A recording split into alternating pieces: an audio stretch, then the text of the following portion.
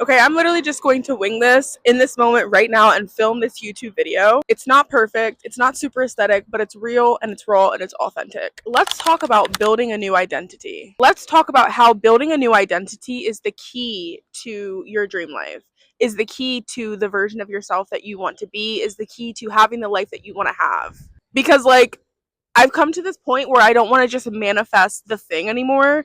I want to manifest the version of me that has the thing, the version of me that has the life, the version of me that has the car, that has the business, that has the partners, that has the friends. Like, it truly does all start with you. Manifestation is not something outside of us. We are always doing it. You are always manifesting. So how can we manifest what you actually want?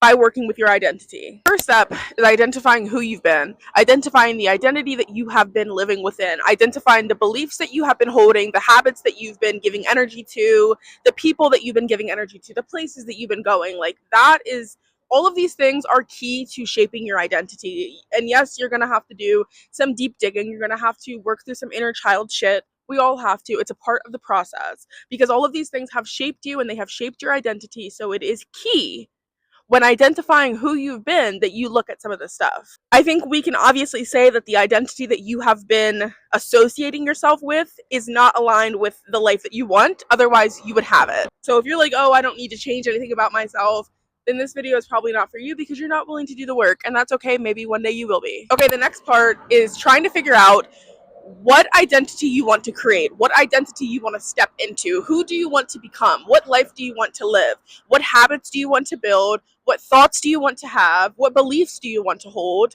who do you want to surround your energy with, what are you doing on your free time.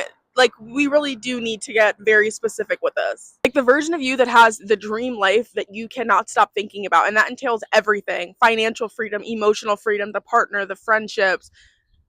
What is their identity like? Because that's what we are trying to get to. At this point, we're able to compare the two, and anything from that old identity that is not resonating with that new identity that has that life that you want to live, it's going to have to go. I'm going to give myself as an example. I wanted to create my dream life. I wanted to be a certain version of myself, but I was still continuing to associate myself with people from my past, people that did not align with me, people that did not treat me with respect, people that did not value me. And would the highest and best version of me that has the life that I so desire be surrounding herself with people like that? Probably not. So I had to change the people that I was around. Yes, that means I had to cut some people out of my life. It is a part of the process. Next, I had to do a deep dive on my habits. Like, you ultimately have to create a new norm. So habits that I used to do would be like saying I want to go to the gym, I want to take my fitness and health journey serious, and then never doing it. Just saying it, and not following up with it. What did I do? I got myself a gym membership and I started associating my identity with someone that goes to the gym 4 to 5 times a week, and I have committed to that. And it's nice because I'm around other people that care about their health, they care about their fitness, they care about their overall, body. And that's what I needed to be around, because another part of your identity, it has a lot to do with who you surround yourself with, which is why I said you might need to cut some friends off.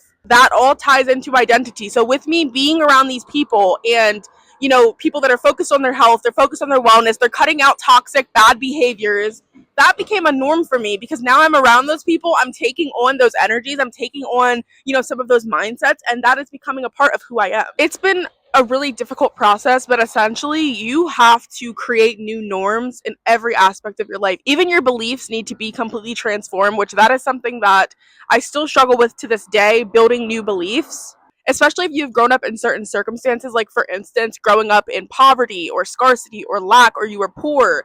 It is really hard to integrate the feeling and the energy of abundance and being open to receive and feeling like you are worthy and deserving of receiving, because we didn't receive when we were growing up. So we were like, oh, okay, like, I guess I'm not worth it. I guess I can't have it. It's really hard to train your brain to think differently and to create new narratives and new beliefs and to rewire your brain essentially, but you can do it. But that is something that you have to do ultimately to be able to resonate with a new identity. That's why I'm saying, like, the internal work, the mindset work, you cannot run away from it. If the version of you and the identity of you that you want to be, again, that has that life that you want to live, is fit and they're in the gym and they're eating healthy and they're not eating as much processed junk, then start doing that right now. These, again, like, it's going to feel uncomfortable, but it needs to become so normal that your brain is like, oh, this is normal for us. This is who we are. We are someone that is working towards being fit. We do go to the gym. We do eat healthy.